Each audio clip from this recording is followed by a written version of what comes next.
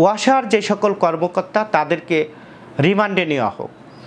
রিমান্ডে নিলে বোঝা যাবে যে এর সাথে সমন্বয়ক ছাড়া তারা কি জড়িত আছে কিনা।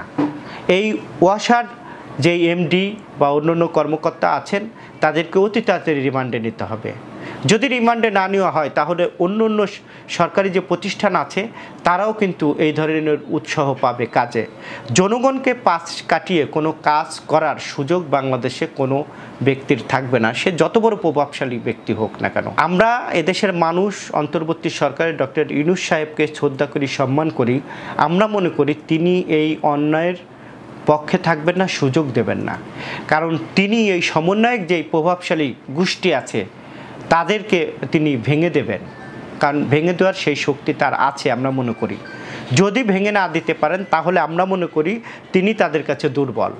আর যদি দুর্বল হয়ে থাকেন তাহলে ডক্টর ইউনূসকে পদত্যাগ করতে হবে। সেই সাথে সমন্বয়করা কি ডক্টর ইউনূসের ইমেজকে তারা ক্ষুণ্ণ করছে কিনা, এটা তো ডক্টর ইউনূসকে বুঝতে হবে যে তিনি ওয়ার্ল্ড একজন ফেমাস ব্যক্তি। তার সরকারকে বিতর্কিত করার জন্য তার সরকারের একজন পররাষ্ট্র উপদেষ্টা তিনি বলেছেন যে ভারতের মিডিয়ারা পিছে লেগেছে তাদের, এটা কিন্তু তাদের বক্তব্য। তো অন্তর্বর্তী সরকার বুঝতে পারছে না কেন যে এই যে কিছু সমন্বয়কারী এবং অন্য কুচক্রী মহল, আওয়ামী লীগ এবং ভারতের পেতাত্তা, তারা তাদেরকে বিতর্কিত করার চেষ্টা করছে। যদি বিতর্কিত করার চেষ্টা না করবে এই ধরনের ঘটনা ঘটলো কেন? আর এই ঘটনা ঘটার সাথে সাথেই স্বরাষ্ট্র উপদেষ্টা যিনি আছেন তার উচিত ছিল এদেরকে গ্রেপ্তার করা এবং রিমান্ডে নেওয়া। যদি এই স্বরাষ্ট্রমন্ত্রী এই কাজ না করতে পারেন তাহলে এই ব্যর্থতার দায় সে এড়াতে পারেন না, তাকেও পদত্যাগ করা উচিত বলে দেশের মানুষ মনে করে। কারণ আপনি চেয়ারে বসে বড় বড় কথা বলবেন, রাষ্ট্রের দায়িত্ব নিয়ে রাষ্ট্রের জনগণের আপনি নিরাপত্তা দিতে পারবেন না, রাষ্ট্রের প্রতিষ্ঠান পঙ্গু হয়ে যাচ্ছে, সেই প্রতিষ্ঠানগুলো আপনি চালাতে পারছেন না, তাহলে আপনারা রাষ্ট্র থেকে লাভ কী? আপনাদেরকে কেন বসানো হয়েছে? আপনাদের বসানো হয়েছে শেখ হাসিনার অপকর্ম, শেখ হাসিনার দুঃশাসন।